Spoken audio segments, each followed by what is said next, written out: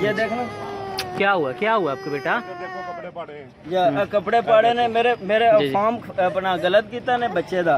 मैं अंदर गया, उन्होंने क्या मैं आख्या यार तुम स्पेलिंग गलत कर छड़े ना। अच्छा। उन्होंने आख्या जी नहीं एदा कोई गल नहीं, जाओ उल्टा सारे इन्हां दे जेड़े बंदियां ने मेरे कपड़े पाड़ छड़े ने। मेरी वाइफ है खलोती ने, बच्चे खलोते ने, बच्चे रो रो के जेड़ा किसे कोई अपना इन्हें तमाशा बनाया इतने। अच्छा, क्या फैमिली का वीजा क्या करवाने आए थे? मैं पासपोर्ट जमा करवाने आया था बच्चों के, अपना भी और बच्चों का भी जमा करवाना। क्या करते हैं आप? नाम बताएं अपना। मेरा नाम राना मोहम्मद आसिफ है, मोंग से मेरा ताल्लुक है। इधर मोंग में अपना मंडी में भी रहाइश है जी। मैं ये फार्म अंदर गई है मेरी बीवी और बच्चे, और इन्होंने वो फॉर्म वगैरह फिल किए हैं तो ये बीवी बाहर आई है। मैंने कहा कि ये इसके स्पेलिंग गलत हो गए हैं।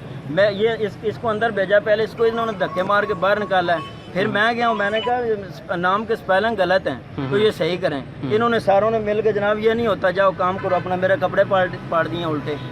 ये तो ड्रामेबाजी हो रही है, कोई इधर पूछने वाले ही नहीं है।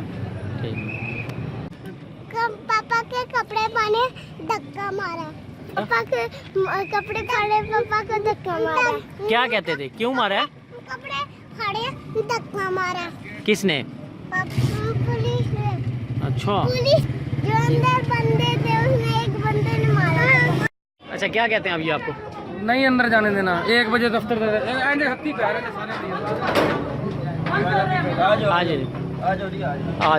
जाओ भाई, आओ बाहर आ जाओ, बचल रहे हो यार दरवाजा खोल ना।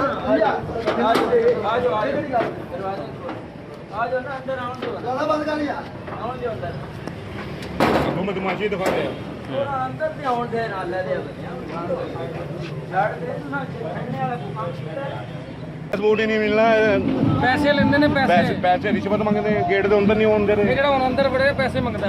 अच्छा, 1000 ਰੁਪਇਆ ਮੰਗਦਾ, 1000 ਰੁਪਇਆ।